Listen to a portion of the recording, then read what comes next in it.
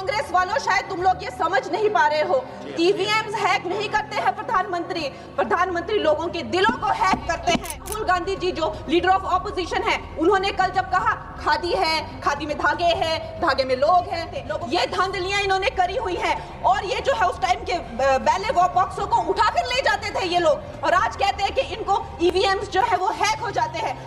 ये जो इनका जो परिवार है, एंटाइटलमेंट से जो ग्रस्त ये इनका परिवार है, ये प्रियंका गांधी जी को भी याद रखना चाहिए। चाहे आपका भूतकाल हो, चाहे आपका वर्तमान हो, आप सब लोग, चाहे ईवीएम हो या चाहे कागज पे लिखा हो, जब आप लोगों के चरित्र में जो है किसी तरह की मर्यादा नहीं है, आप लोगों ने कभी भी इस देश का, यहाँ की कानून व्यवस्था का, संविधान का कभी आप लोगों ने सम्मान नहीं किया हुआ है। हम जनता के प्रतिनिधि हैं, हम यहाँ पर उनकी आवाज लेकर आते हैं, हम कुछ सीखने आते हैं, हम नए सांसद हैं। इन्होंने संसद अगर पिछले 2-3 दिन को छोड़ा जाए तो साल पर शायद ही थोड़ा चलने दिया है। एसआईआर कर करके इन्होंने यहाँ पे तमाशे किए, धारों पर बोलने का मौका दिया है, खासकर इसलिए क्योंकि मैं एक नई सांसद हूँ, मुझे दूसरों का नहीं पता उनका कैसा अनुभव रहा, लेकिन पिछला ये 1 साल मेरे लिए खासकर विपक्ष से रिलेटेड जो है बहुत ही ज़्यादा चिंताजनक रहा है। एक तरह से ट्रॉमेटिक मैं इसे कह सकती हूँ। हर दिन इन्होंने यहाँ पे तमाशा किया है, हमारा दिल दहल जाता था इनको देखकर। एसआईआर ये वेल में उतर जाते थे। यहाँ पर इन लोगों ने डराना, धमकाना, धक्का मुक्की, ऐसा कोई इन्होंने किसी तरह की कोई बदतमीजी नहीं है जो एक भी दिन इन्होंने संसद भवन चलने नहीं दिया। हम जनता के प्रतिनिधि हैं, हम यहाँ पर उनकी आवाज लेकर आते हैं, हम कुछ सीखने आते हैं, हम नए सांसद हैं। इन्होंने संसद अगर पिछले 2-3 दिन को छोड़ा जाए तो साल पर शायद ही थोड़ा चलने दिया है। एसआईआर कर करके इन्होंने यहाँ पे तमाशे किए, लेकिन अब जब इनको बोलने की बारी आई एसआईआर पे, तो अध्यक्ष महोदय जी, हम देख रहे हैं कि कल leader of opposition Rahul Gandhi ji ने, मुझे लगा क्या खुलासा होगा, हम भी बड़े उत्सुक थे, सारी साल हमने एक ही शब्द सुना है, अब ये क्या ग्रैंड रेवलेशन होगी। लेकिन राहुल गांधी जी जो लीडर ऑफ ऑपोजिशन है, उन्होंने कल जब कहा खादी है, खादी में धागे हैं, धागे में लोग हैं, लोगों के अंदर, उनको जब कहा गया कि आप पॉइंट की बात कीजिए, तो उन्होंने कहा कि मैं अपना फ्रेम कर रहा हूं, मैं अपना आर्गुमेंट फ्रेम कर रहा हूं। और इतनी देर बाद जब वो फ्रेम करके पहुंचे तो ले देकर वो वापस उसी अंतर्राष्ट्रीय मूल की महिला, अध्यक्ष जी, मैं एक महिला होने के नाते आपसे रिक्वेस्ट करना चाहती हूं कि every woman is entitled to her dignity. वो अंतर्राष्ट्रीय मूल की है, विदेशी महिला है, लेकिन उन्होंने कितनी बार आकर उन्होंने सोशल मीडिया पे कहा है कि मैं कभी भारत नहीं गई हूं, मेरा हरियाणा चुनाव से कुछ लेना देना नहीं है। लेकिन फिर भी ये लोगों ने बिना किसी ठोस सबूत के उनका यहाँ पे फोटो बना के उन्होंने उनको उछाला, यहाँ पे उनकी तस्वीर उछाली यहाँ पर और यहाँ पर प्लेक कार्ड यूज करना भी अलाउ नहीं है। इन्होंने फिर भी नियमों का उल्लंघन किया। मैं चाहती हूँ सबसे पहले तो मैं इस सदन की तरफ से उन महिला से बहुत ही माफी मांगती हूँ कि इस सदन में बिना कि उनकी आजकल जो पर्सनैलिटी राइट्स का भी एक बहुत बड़ा क्राइम होता है, उसके उपरांत उनका फोटो यहाँ यूज किया गया, मुझे बहुत खेद है। भारतीय संसद भवन की तरफ से हम उनसे माफी मांगते हैं। और ये देखिए, महिलाओं का हमेशा ये अपमान करते हैं, लेकिन हमारे प्रधानमंत्री चाहे बेटी बचाओ बेटी पढ़ाओ हो, महिलाओं को शौचालय देने से लेकर, महिलाओं को गैस देने से लेकर, महिलाओं को जो है वो छात्रवृत्ति, न जाने कितनी ऐसी योजनाएं हैं। कांग्रेस वालों शायद तुम लोग ये समझ नहीं पा रहे हो, ईवीएम्स हैक नहीं करते हैं प्रधानमंत्री लोगों के दिलों को हैक करते हैं। और ये लोग दुहाई देते हैं कि वो जो पुराने जमाने के दकियानूसी, वो जो चिट कागज पे लिखकर जो मतदान होता था वो सबसे अच्छा था। ये लोग भूल गए वो दिन, आप लोग भूल गए वो दिन।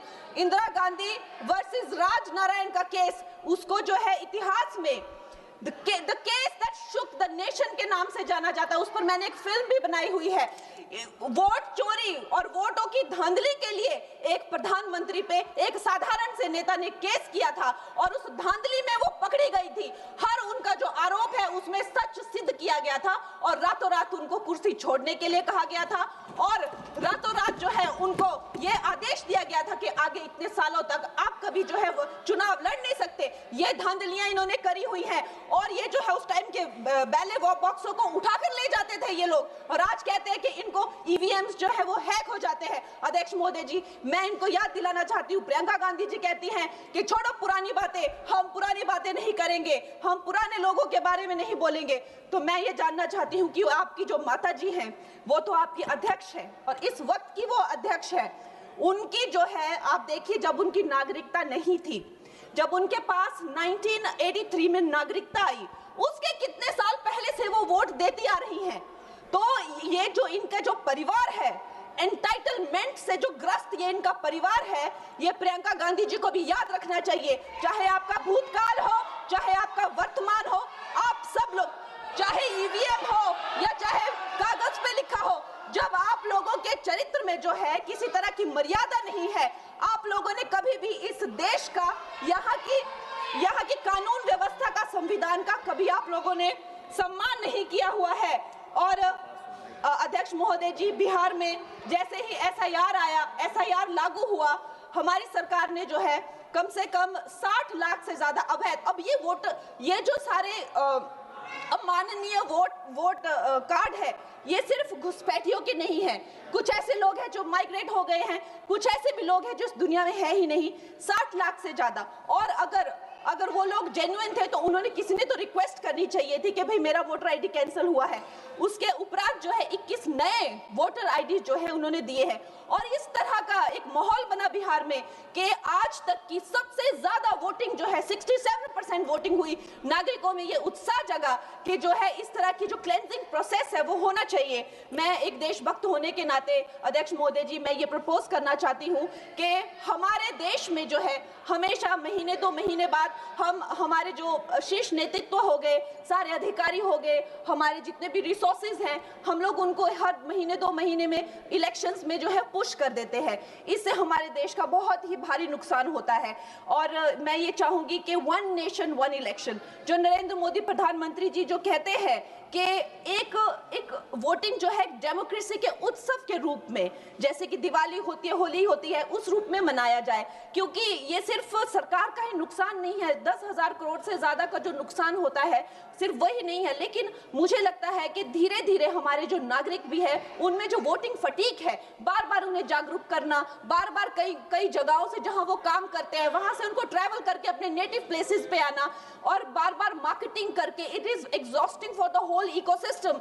तो मैं ये प्रपोज करना चाहती हूँ कि 1 नेशन 1 इलेक्शन को लाया जाए। और ये जो भी हमें जिस तरह की जो असुविधा होती है हर महीने 2 महीने में इलेक्शंस की, उससे जो है हम बच सकते हैं। जय हिंद।